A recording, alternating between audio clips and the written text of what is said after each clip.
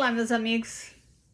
Antes de entrar na história do vídeo de hoje, eu só queria te lembrar daquele convite que eu te fiz de todo mês você separar 10% do teu salário como um dízimo pago a você mesmo e guarda esse dinheiro ou investe na tua aposentadoria.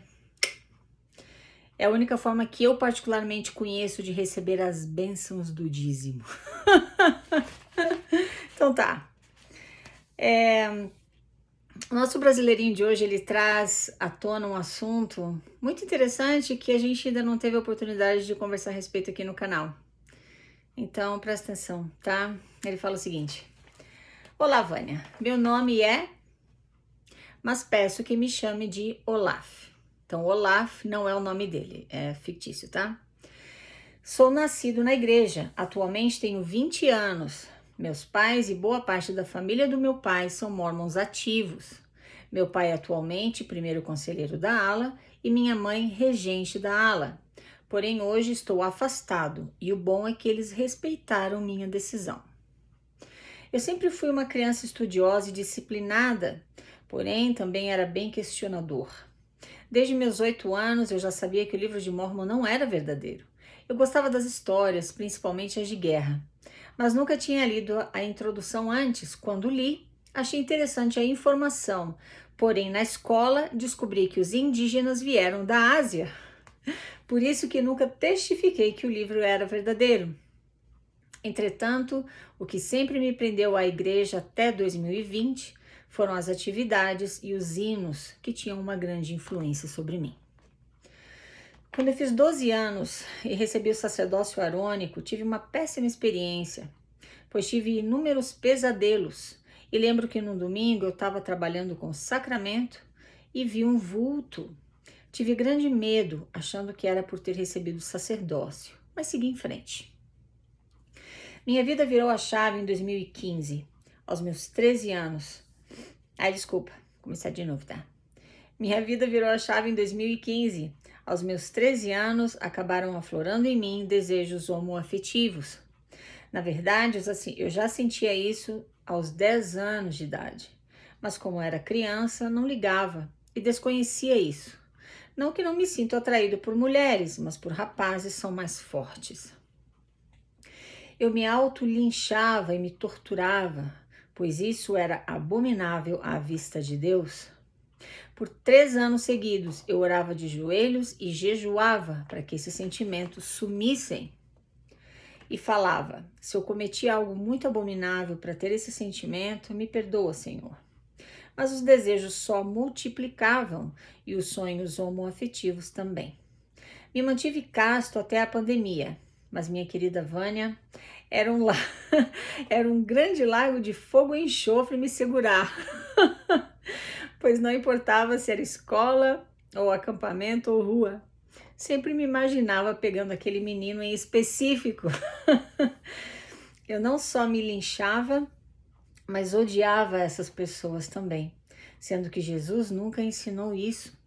A partir daí, foi o ponto de conclusão que cheguei. Ou Deus não existe, ou Ele não se importa.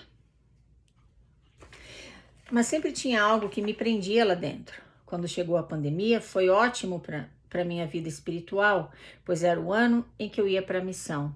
Sempre dizia aos meus pais que queria ir só para não decepcioná-los e os membros de minha unidade, porque de verdade eles me amam e me respeitam, me viram nascer e sempre me ajudaram e trataram bem.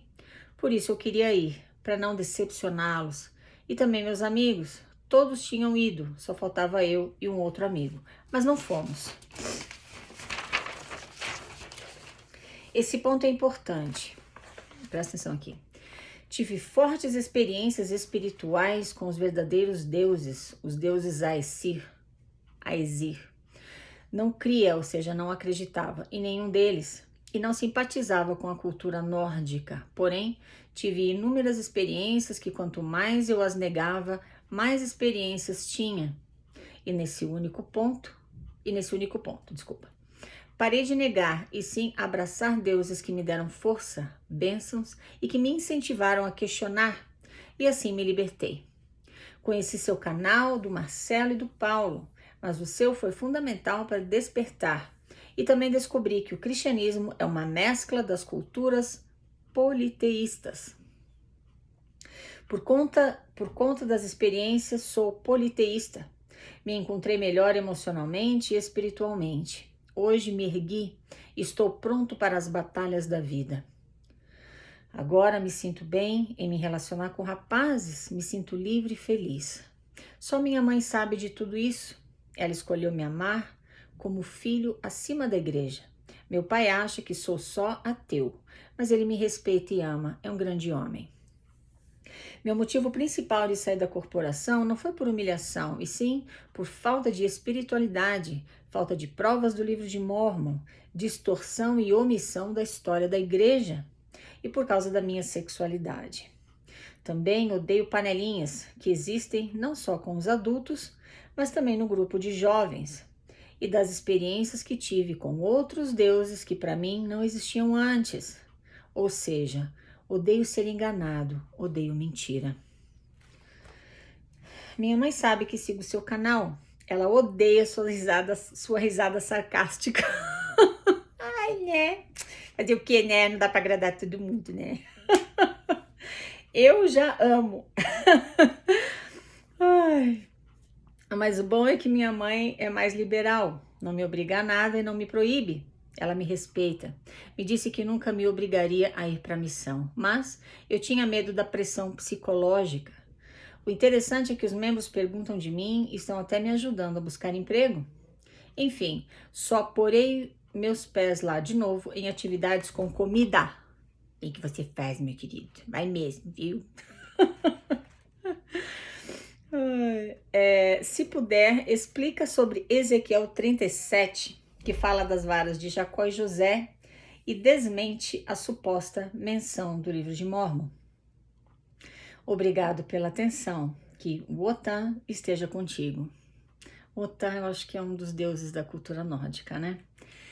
Muito obrigada, meu querido, por mandar aqui o teu depoimento pra gente, tão leve, tão orgânico e tão espontâneo, em que você fala sobre a cultura politeísta, que é algo que você descobriu que tem te feito tão bem. Eu adoro novas ideias, adoro. Então tá. Bom, esse nosso querido de hoje, ele era muito esperto. Desde os 8 anos de idade, ele já sabia que o livro de Mórmon não era verdadeiro. Por quê? Porque lá na introdução fala que o livro de Mórmon dá conta da origem do índio americano. E ele aprendeu na escola que o índio americano veio da Ásia e não do Oriente Médio, conforme afirmado pelo livro de Mórmon. Esperto, né? Quisera eu ter sido esperto assim. Então, ele recebeu o sacerdócio arônico, porque é isso que você faz aos 12 anos de idade como menino, né? Automaticamente você vai receber o sacerdócio arônico como parte do teu currículo. Claro que você tem que ter certas qualificações para isso. Mas ele não estava bem com isso. E aos 13 anos de idade, ele não conseguia mais ignorar os desejos homoafetivos que ele sentia, tá? Que ele começou a se dar conta desde os 10 anos, mas ignorava, porque uma criança de 10 anos não sabe sobre esse assunto. E eu queria que você se desse conta de uma coisa, você que ainda tem um preconceito e você ainda acredita que essas pessoas escolhem a própria orientação sexual quando ela não é hétero. Porque claro que a heterossexualidade tem que ser o normal, é isso que a sociedade fala. Então, para você que ainda acredita que essas pessoas escolhem, eu queria que você se desse conta de uma coisa, que todas as histórias que eu já contei até hoje, de pessoas de orientações sexuais diferentes de hétero, elas têm algo em comum. Eu me autolinchava e me torturava, pois isso era abominável à vista de Deus. Por 3 anos seguidos, eu orava de joelhos e jejuava para que esses sentimentos sumissem. Todas essas pessoas que têm mandado a história delas para nós e têm falado da experiência de terem descoberto ou se dado conta da orientação sexual, todas elas tentaram fugir disso, tentaram resolver isso através da sua fé, através de oração, tá? Presta atenção nisso, é importante, tá? A gente precisa de uma vez por todas eliminar esse tabu de que isso é escolha, quando não é. Ele fala aqui que ele cresceu dizendo para os pais que queria ir para a missão. Mas na verdade o que ele não queria era decepcionar os pais. Por isso ele dizia que queria ir para a missão. Ele também não queria decepcionar os membros da ala, que eram tão queridos com ele. Você como jovem, seja rapaz ou moça, que está se preparando para ir para a missão, você realmente quer fazer isso? Ou você só quer agradar alguém com essa decisão? Pensa sobre isso. Se a resposta for, você quer fazer isso para agradar alguém, talvez você deveria repensar essa decisão, tá? Agora, se é algo que você realmente tem o desejo de fazer por você, então tem mais aqui. Eu falo isso por experiência própria, porque eu fui para obedecer um líder que tinha me chamado para ir. Se eu pudesse escolher mesmo de verdade, eu não teria ido. Mas e o medo de desobedecer o líder e perder as bênçãos da missão? Cuidado com isso, é uma armadilha, viu? Então tá, ele disse que acabou descobrindo a cultura nórdica, os deuses de Aesir. Acho que é Aesir que chama, é A-E-S-I-R. Eu não conheço essa cultura, então eu não posso comentar muito a respeito. Mas ele fala que se encontrou no politeísmo. E ele começou a ter experiências espirituais que o levaram a praticar essa fé, a abraçar essa fé. Então presta atenção a um ponto que eu gostaria de te chamar a atenção aqui. Você tem direito às suas experiências espirituais na igreja mórmon, em qualquer outra igreja que você siga.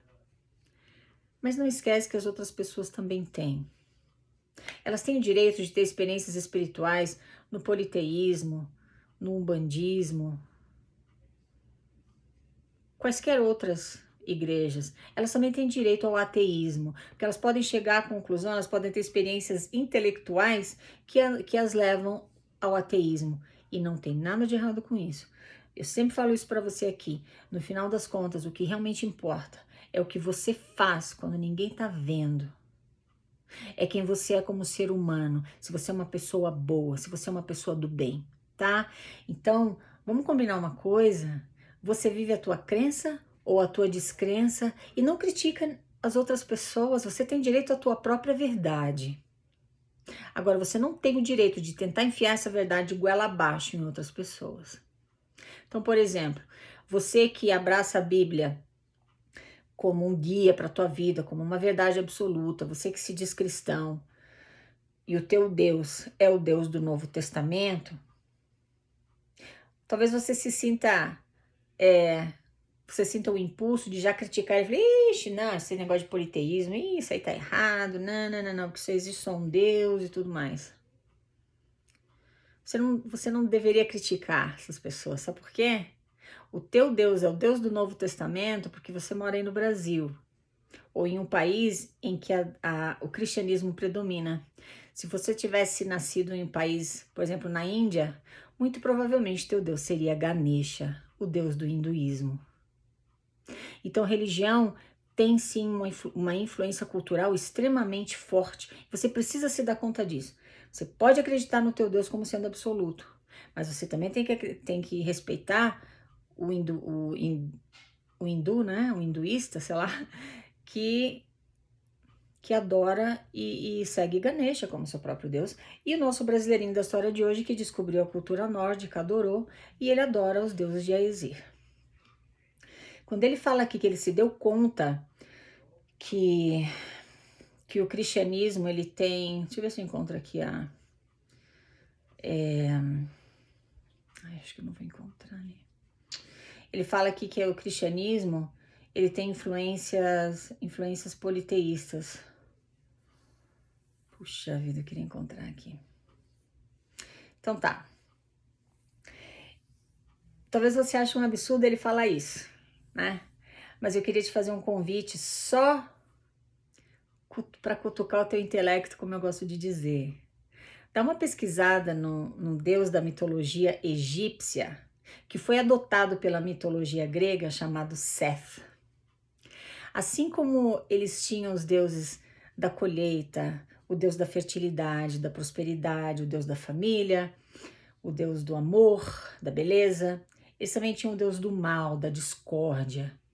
O nome do Deus do mal e da discórdia? Seth. S-E-T-H. Pesquisa sobre esse Deus e você vai encontrar nele características extremamente similares àquele cara que você encontra aí na Bíblia chamado Satanás. Só estou jogando uma isca para você ir lá e pesquisar. Eu não quero que você acredite em nada do que eu estou dizendo, nem aceite, nem nada, mas pesquisa e chega às suas próprias conclusões. Eu pesquisei sobre esse Deus chamado Seth, que tinha chifre e tinha um tridente. Eu pesquisei sobre ele, porque ele é um deus da mitologia egípcia que foi adotado pela mitologia grega.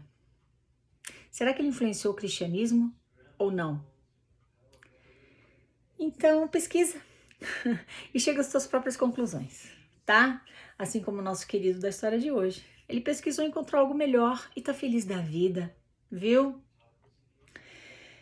Ele se ergueu e está pronto para as batalhas da vida. É isso que eu desejo para você que está assistindo esse vídeo. Que você encontre forças e esteja pronto ou pronta para as batalhas da vida, viu? Porque é isso que importa. Se você encontrar essa força no cristianismo, no hinduísmo, no islamismo, no bandismo, no ateísmo, tá tudo certo. Crença, religião não é selo de qualidade. Selo de qualidade é o que você é o que você faz, é como você vive a tua vida. É isso que importa. Bora? Pronto para as batalhas da vida. Adorei. Busca algo que te dê isso. E o resto é lucro, né? É isso aí, meus queridos. Muito obrigada por me escutar. Falamos na próxima. Tchau, tchau.